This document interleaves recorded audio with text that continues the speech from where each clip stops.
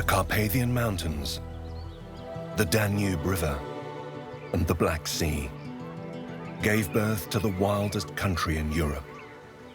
The richness of this place lies in spectacular mountains, in rivers full of life, in healthy forests. The richness of this country is nature itself.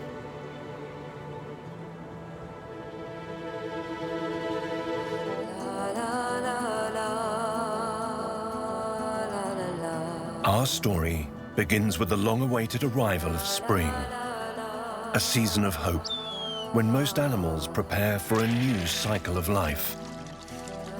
From the most colorful birds of the continent to the harsh life of the mountains, the best-kept secrets of Europe's wilderness are unfolding. This is Wild Romania.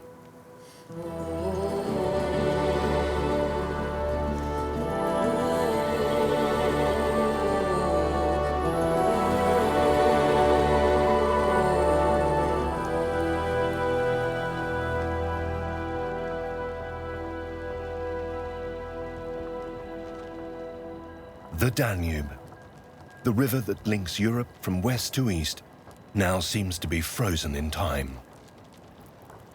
The ice took over the waterways, and all the animals are finding life harder to manage.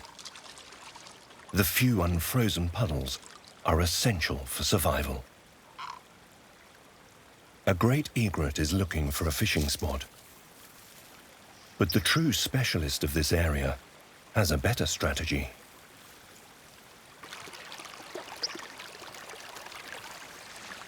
The dipper cannot find food on the icy surface, so it needs to focus on the riverbed.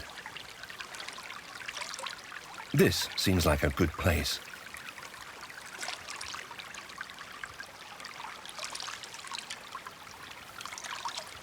The dipper's feathers are waterproof, and the bird can swim perfectly using its wings. It feeds mostly on small crustaceans and larvae. It is the only songbird adapted to an aquatic environment, and it is so specialized that its chicks are capable of swimming even before they fly.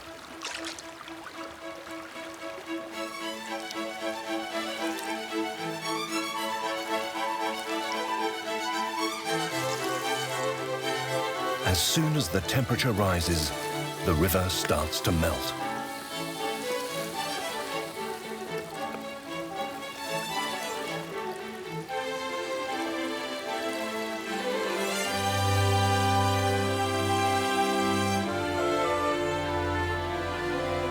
The ice is flowing in the Danube, where it is blocking the whole river.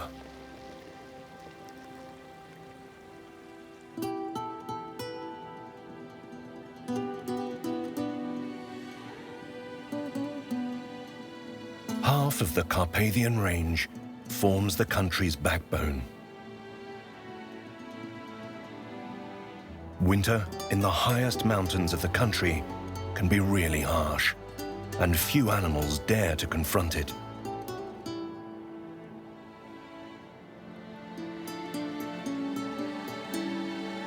Chamois are the toughest climbers. Life on these exposed slopes seems to be just a simple game for them. But falling from this height can be fatal.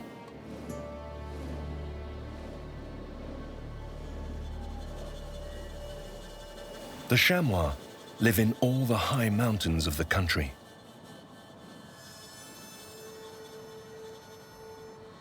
The alpine plateau is good for feeding, but the food is covered by thick frozen snow.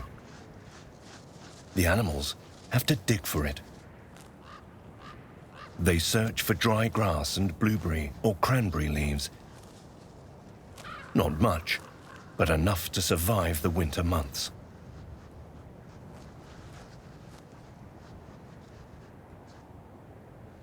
After a good meal, the bravest kids are in the mood for playing.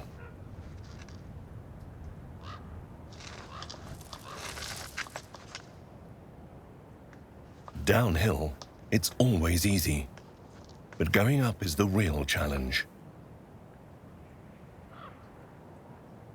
Is this the right path? Seems not. His mother is worried. Another try.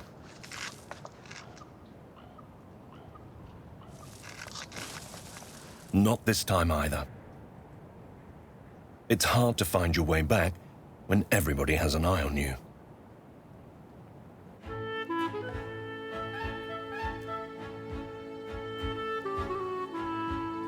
The weather is also getting warmer on the mountain ridges, and winter is slowly losing its grip.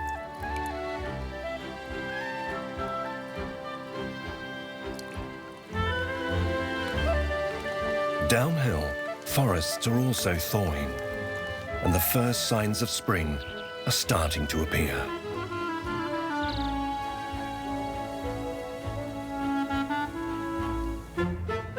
The chamois are warming up on the sunny slopes, and so are the animals of the forest.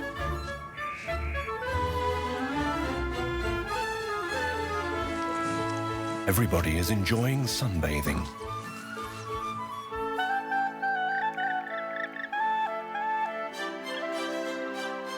The snow is gone in the lowlands, and the deciduous forests are turning green.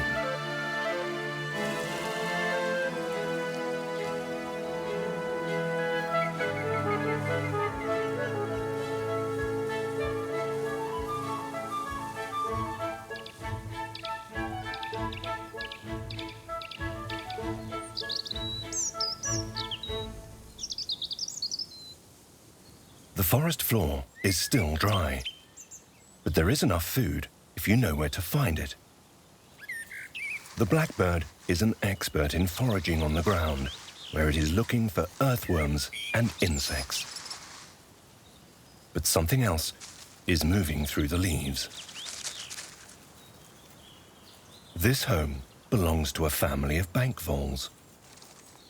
Their life happens at full speed, and each day they go in search of food.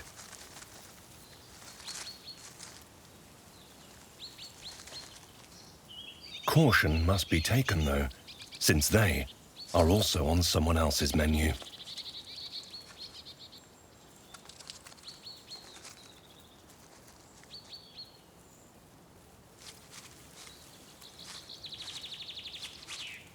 Feeding is not their only activity these days.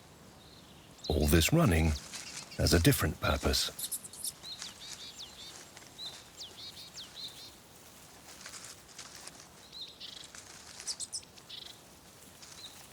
After mating quickly, the routine can continue.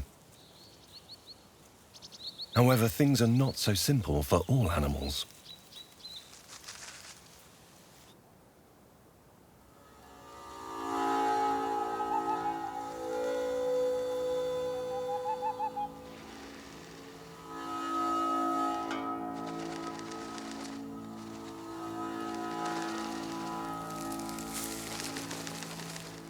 As day breaks, dark silhouettes are lurking in the forest shadows.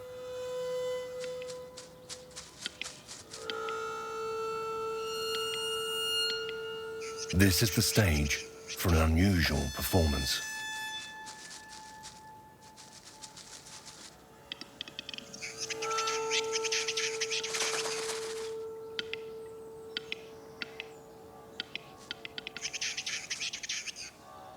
The capercaillie is a shy bird, difficult to see year-round. During springtime, though, for a little while, it rushes to the dance floor. This is not a solo act, it's a competition. More than 20 males are gathered here to display their feathers, hoping to be noticed by a female.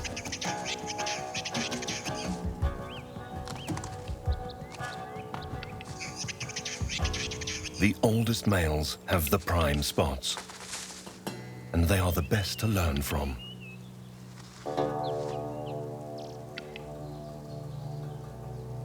A young male is spying on them.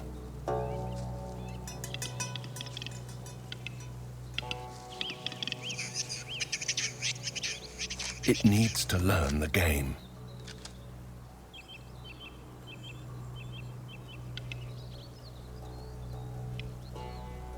A shy effort. Fights are rare between males, but showing off is completely normal.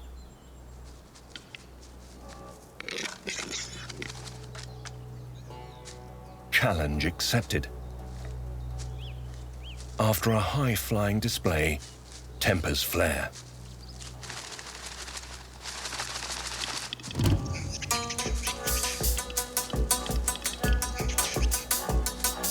The young male is watching closely.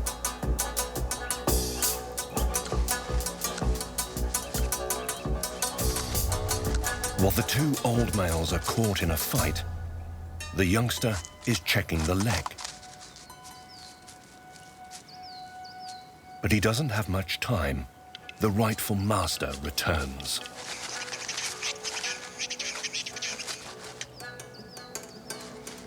If he doesn't want to get a beating, he'd better leave.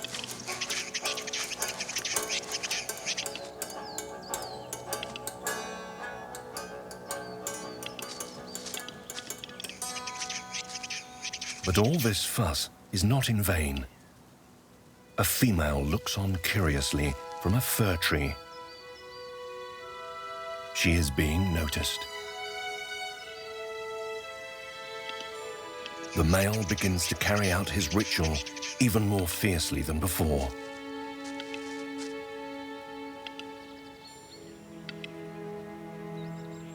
He'll do anything to stand out. Considering the competition, this might be his only chance.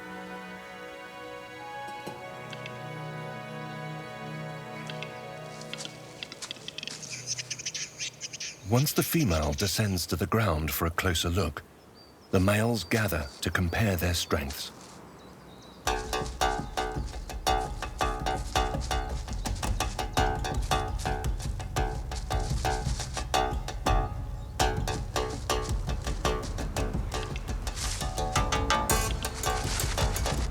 But when two quarrel, the third always wins.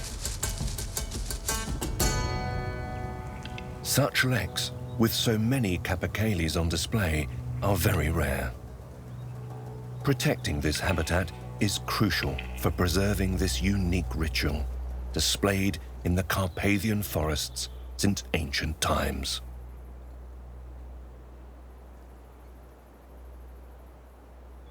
The mountain forests are not the only places to hear courtship songs. The lakes throughout the country echo with them too. Some birds are residents, while others have just returned from their migration.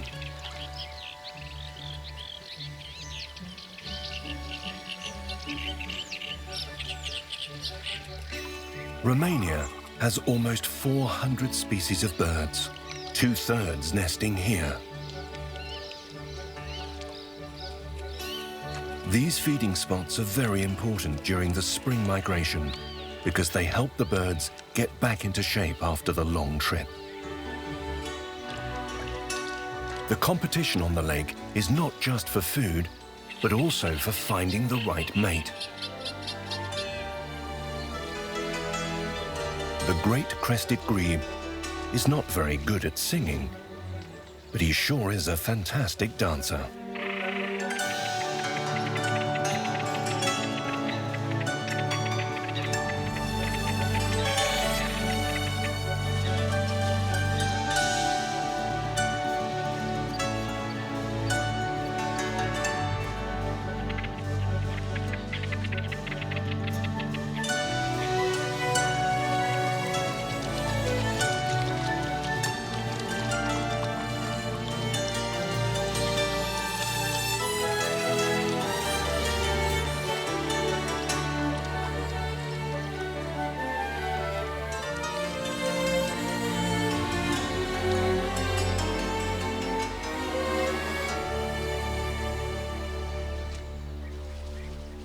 This is the greatest showman in the area.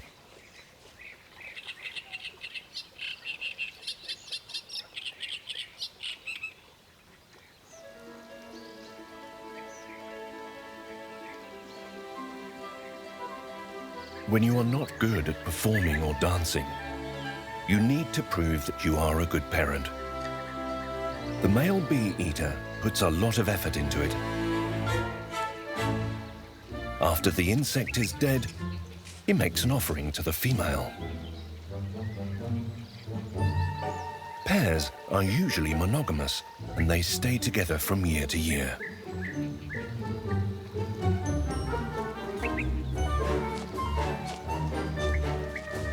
During the mating ritual, the female's only concern is to sit tight and wait for the male to feed her.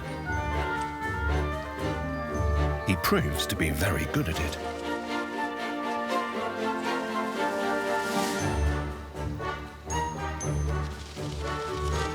Some gifts need to be squeezed free of venom before being tasted.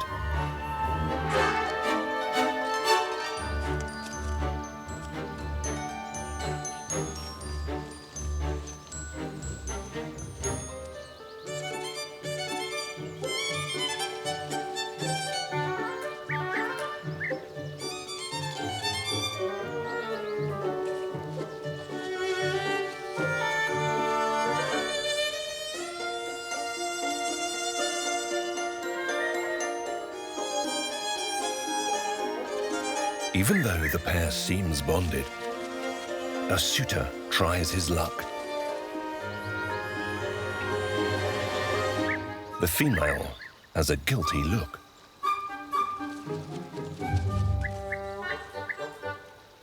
But she is being punished. Someone is not welcome.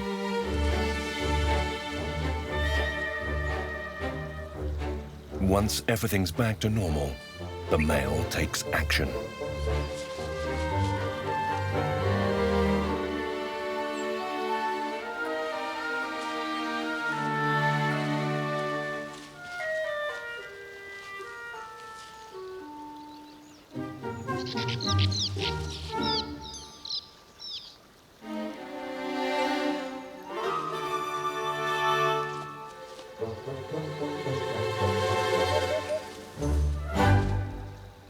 The suitor returns. Although he's a little clumsy, the female accepts his gift.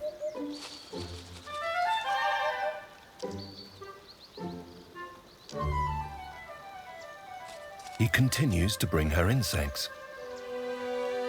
As all his advances are accepted, he makes the next move.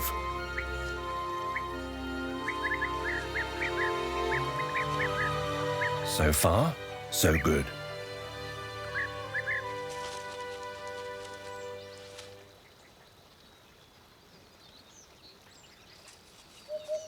However, it seems that catching insects is not the only thing he's yet to master.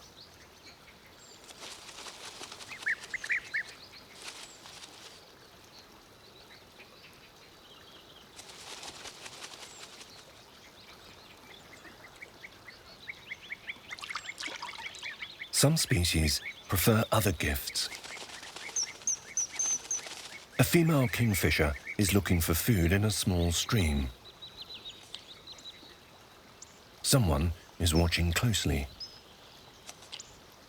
With repeated strikes, she kills the fish in order to swallow it. Although she seems to manage just fine on her own, the male prepares his big entrance. And he's been noticed. All it needs is a small incentive. The male brings a fish as a gift, but he is landing a bit too far.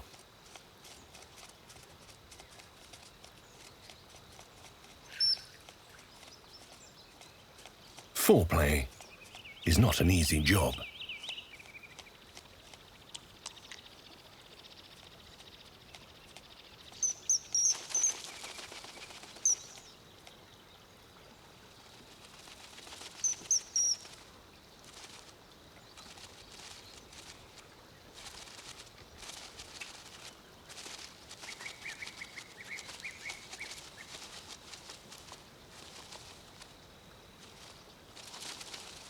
Mating could last for days, if the male gets it right every time, of course.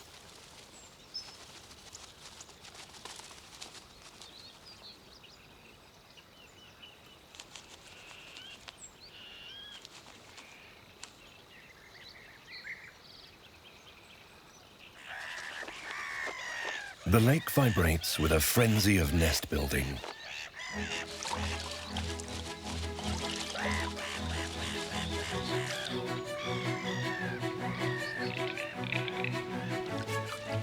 The grebe started the construction by collecting water plants and branches.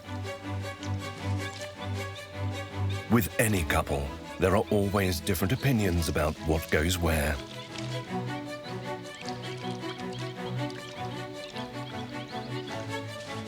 When the couple rests, something strange happens. A coot continues the nest construction in the exact same spot. Its mate comes along and the birds take over the nest. In just a few hours, the construction is complete. A few more adjustments, and it's ready for testing.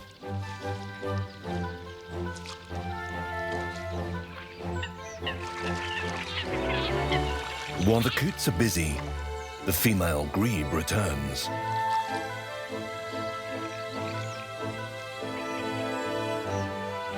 She seems satisfied with the work done by the other birds, so she is waiting for her mate.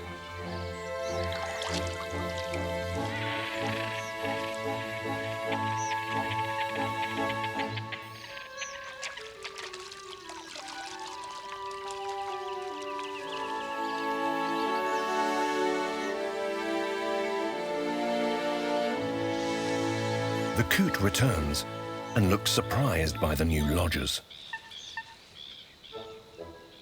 But they are here to stay.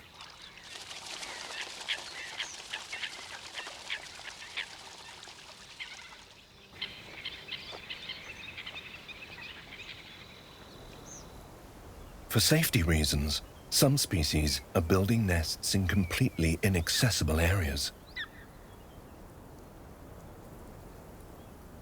The golden eagle started the mating season earlier, and now it is nesting.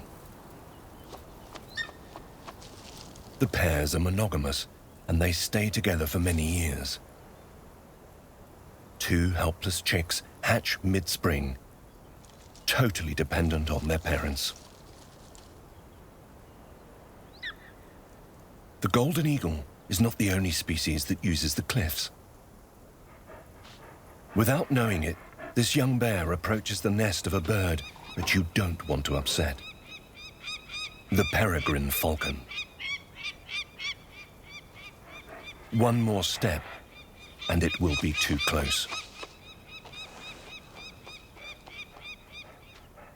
The mate comes along.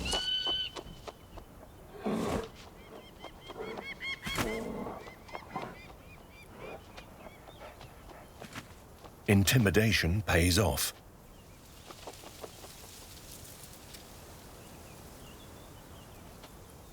There is only one small problem left to handle.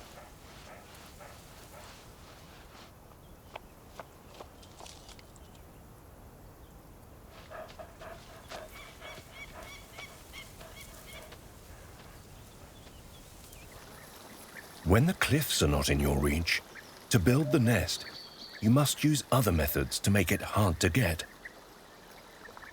The bee-eaters prefer to set up their homes on the riverbanks. Not easy to dig here when you don't have much to lean on. This place looks better, but it already appears to be taken. There are quarrels everywhere. This is what it takes to live within a colony. The bee-eaters work hard to build a nest. They dig galleries of more than 1 meter where the chicks are safe. The kingfisher is also looking for a nesting place. They don't really like noisy neighbors, and they would rather be alone. A bee-eater is trespassing on the kingfisher's territory.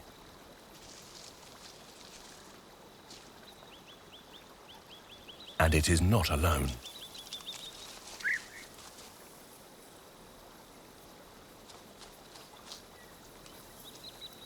They are twice as big as the kingfisher, but the attitude prevails.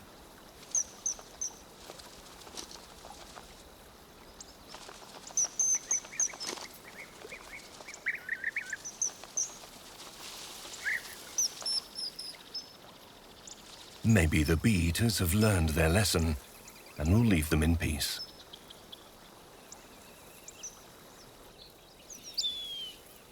Building a home means physical work for the bee-eaters and the kingfishers. But there is a tiny architect in the bird kingdom as well. This is the penduline tit.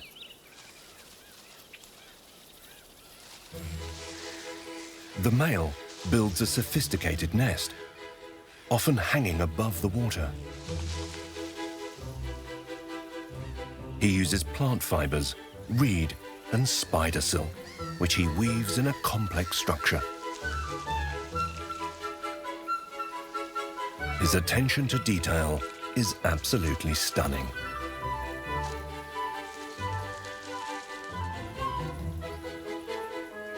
Comfort is also important, so he uses fluffy materials for interior design.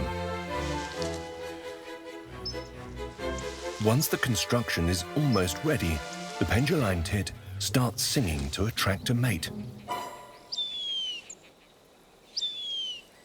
If he is not successful, or if the female doesn't like the nest, he leaves it and starts all over again in a different place.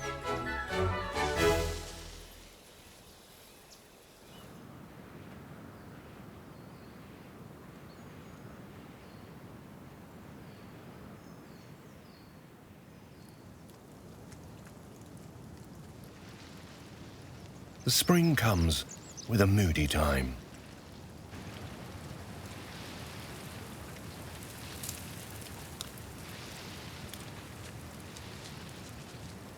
A late snow could be a real challenge for the migratory birds.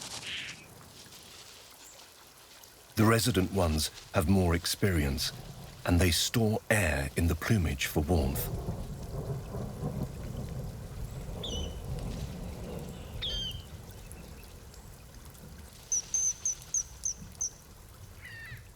The grebes pump up their plumage too, but for a whole different reason.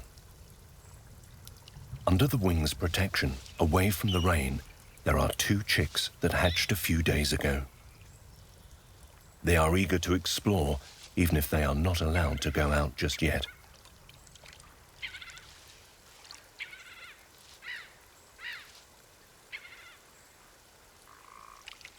During preening, the loose down is carefully taken to the nest.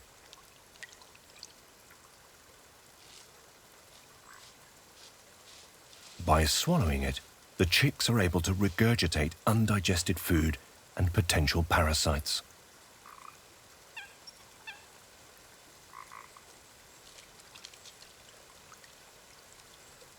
In an unexpected moment, the chick blunders.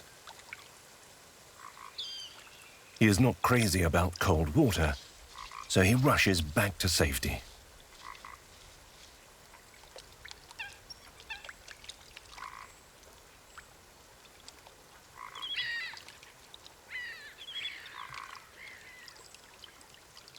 The chicks have lots to learn, even how to handle a fish. It must be eaten head first to make it easy to swallow.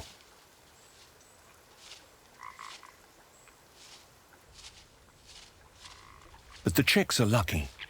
The grebes are dedicated parents, and they have lots of patience. Raising chicks is hard work, and the birds are trying to make it as easy as possible.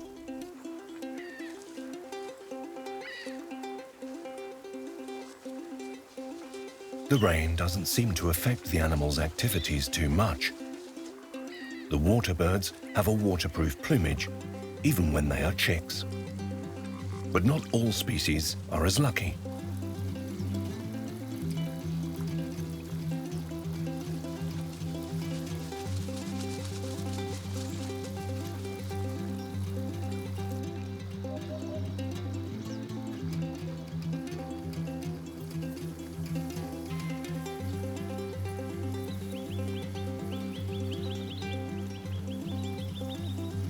The bee-eater chicks are safe from the bad weather. They are sheltered inside the galleries. Because of this, the parents have to travel a lot to feed them.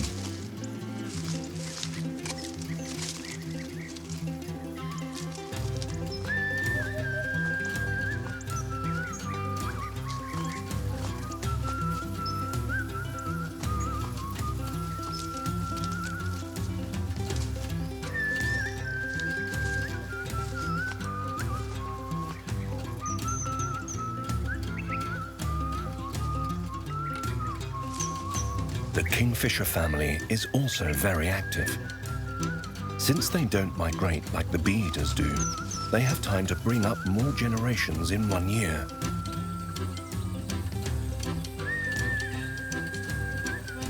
During springtime, most birds are busy feeding the chicks. None of the insects are safe in this field.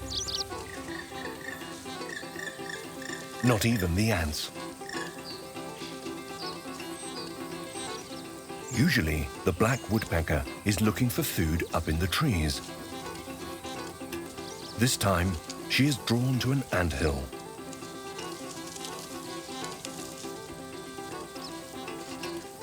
But when the food begins to fight back, it's time to leave. The hoopoes look for food on the ground, probing for larvae and insects. In order to feed the chicks, she must constantly travel to the nest. The young are safe in a tree hollow. The parent is constantly announcing his presence to make the chicks come out.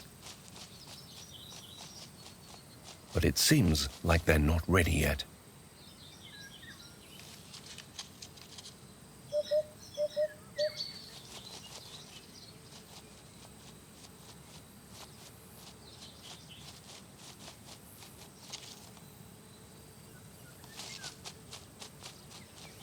The starlings feed on the meadow as well, but their nest is in the forest.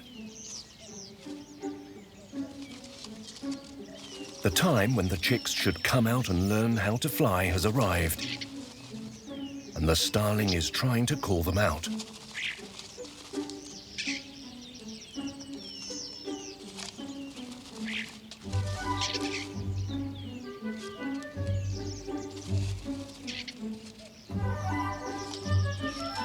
One last attempt.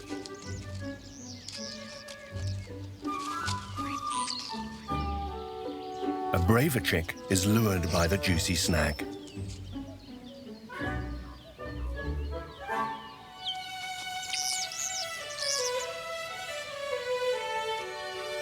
Even if he gets the reward, the world around still looks strange to him. He is better off in the safety of the nest. The more hard-working hoopoe managed to bring a chick out of the hollow. But this doesn't mean the challenges are over. The chick is still clumsy and needs help to manage on his own. Maybe too much help.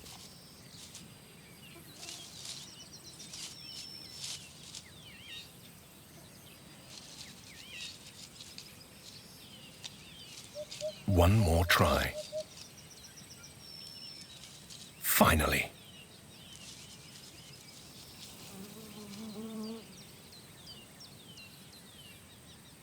Once you are confident enough, the time comes to manage it on your own.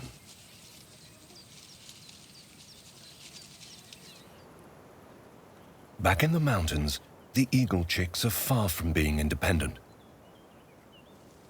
The difference in age of a few days will unfold a profound drama.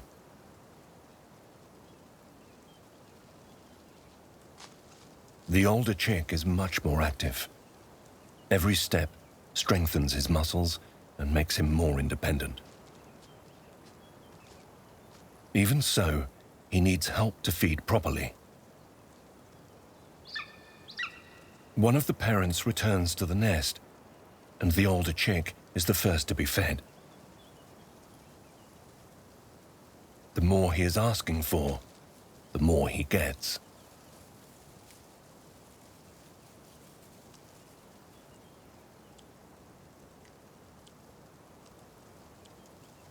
When the golden eagle takes the prey to the younger chick, he remains silent. The instinct to feed him seems to be activated by the chick's calling. Soon, there will be no more competition between the two.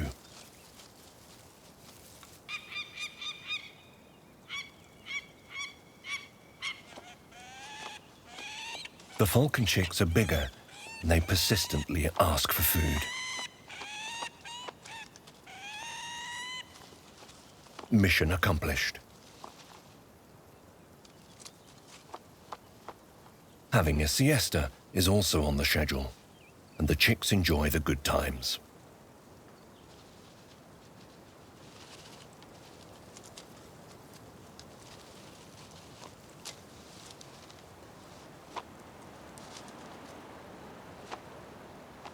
Flight training is a very important aspect of the peregrine's life. They need strong wing muscles to become the fastest bird on the planet.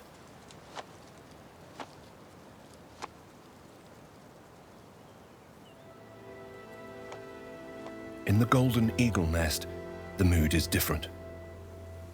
The disparity between the chicks shows a much darker side to the story. This behavior is called canism, and a large majority of eagles exhibit it.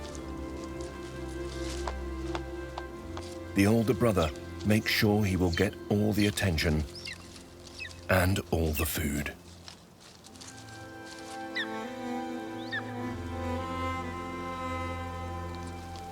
Even in the presence of the parent, the beating continues, and the chick is looking for some protection.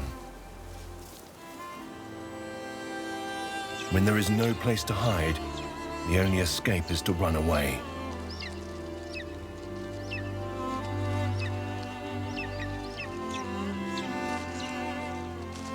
The eagle's instinct tells her to feed the chick with a higher chance of survival, so she only looks after the bigger one.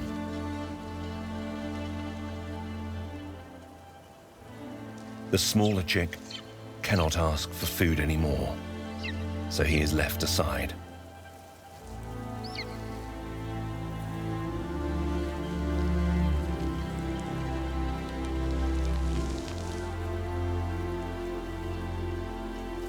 Day after day, the aggression continues, and the smaller chick becomes more and more vulnerable. One step further, and he could find himself outside the nest. Maybe this would be a better ending.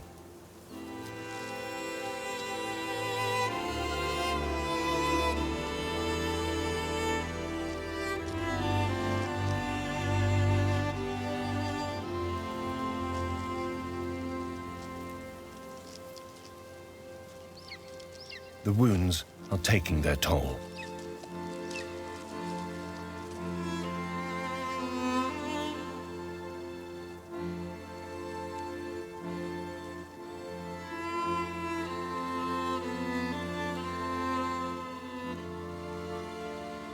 After 3 long days, the beating stops. It is the end for the younger chick. This is nature's way to ensure survival of the fittest. In the wilderness of Romania, only the strong will survive.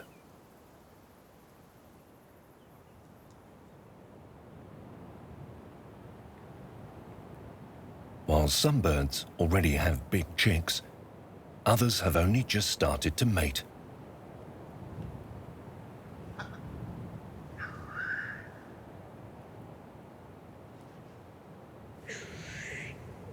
In the northern Carpathians lives one of the rarest birds in the country, the black grouse. At the end of May, the grouse take their places for the lek and start challenging their opponents.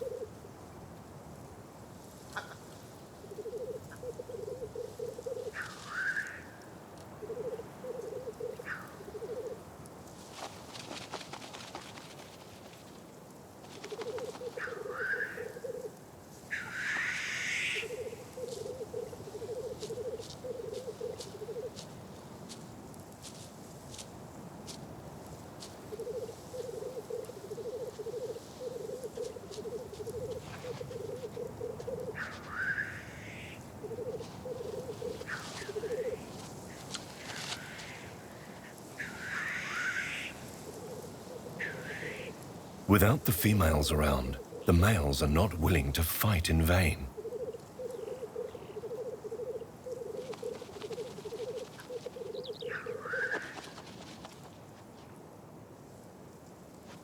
A female grouse makes her entrance. She's arrived a bit late. The males are nowhere to be found. A move catches her eye, but it is just another female.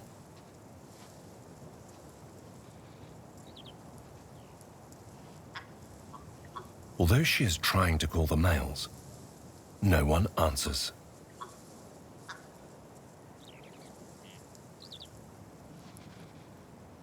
It's breakfast time. The birds are feeding on anything they can find. After 6 months of winter, it is not the time to be fussy.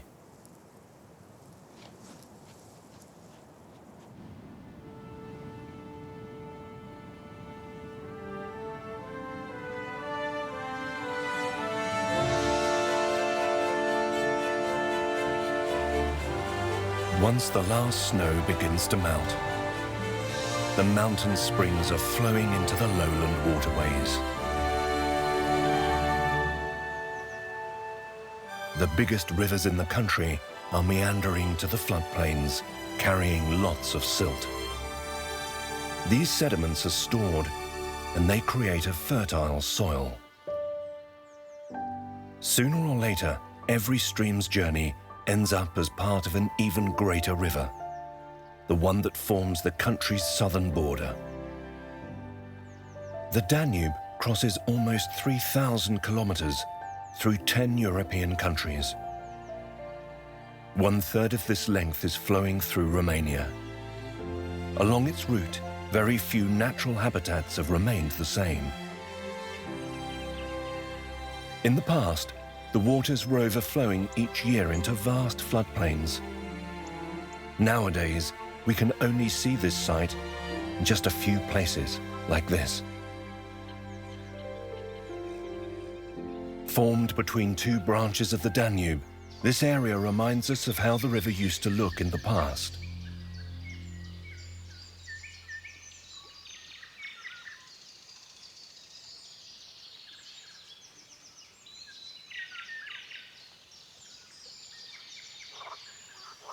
The floodplains are very important for an underwater ecosystem. The fish are breeding in the flooded areas, and their offspring find easy food in such habitats.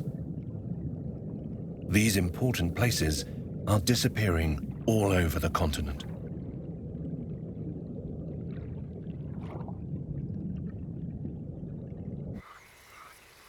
In past decades, human intervention has destroyed 80% of the wetlands of Europe's most important river. But life is still flourishing in such protected sanctuaries.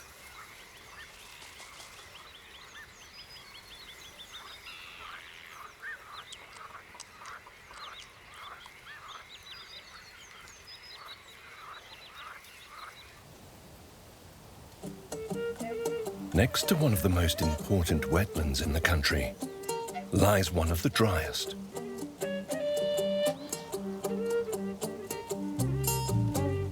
The Carpathian Mountains are the oldest geological formation in Romania.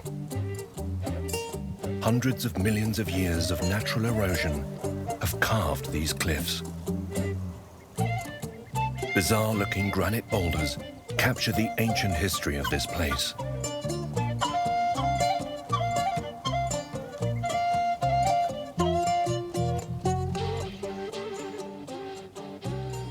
Besides the geological aspect, this national park dazzles with its remarkable biodiversity. On a surface that equals half of Bucharest, the capital of Romania, we encounter half of the country's flora and half of the bird species. During migration, almost 30 species of birds of prey pass over these mountains. The biggest diversity of migrating raptors in Europe. The steppes of this region are the feeding ground for a lot of species. Birds, reptiles, insects, and even the cute ground squirrels.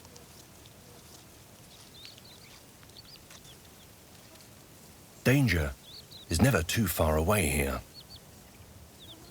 A female harrier starts hunting. Everyone panics. Nobody is safe.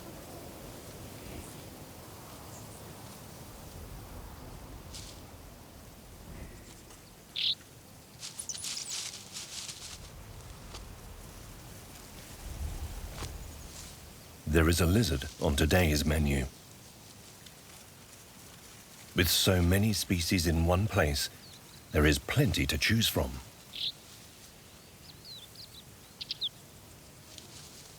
A ground squirrel carefully comes out from its shelter. Once the danger is gone, grazing can continue. Grass, seeds, roots, delicacies only.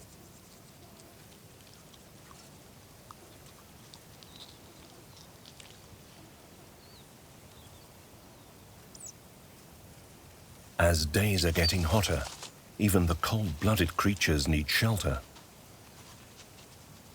A tortoise seeks shade among the granite boulders. This green lizard does the same. Torrid days are just starting, and summer is about to begin.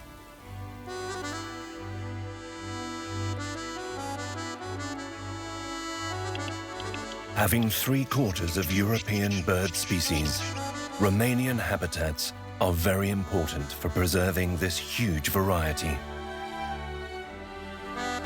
If we protect these areas and let the birds safely migrate and breed, we will make sure that we can enjoy their beautiful spectacle for years to come. Our story will continue in summer, the season of plenty. A time when young animals are starting to enjoy the beauty of life and accept the challenges of nature. We will discover some of the most spectacular landscapes of the Carpathians and immerse ourselves in the Danube Delta, the biggest wetland of the continent.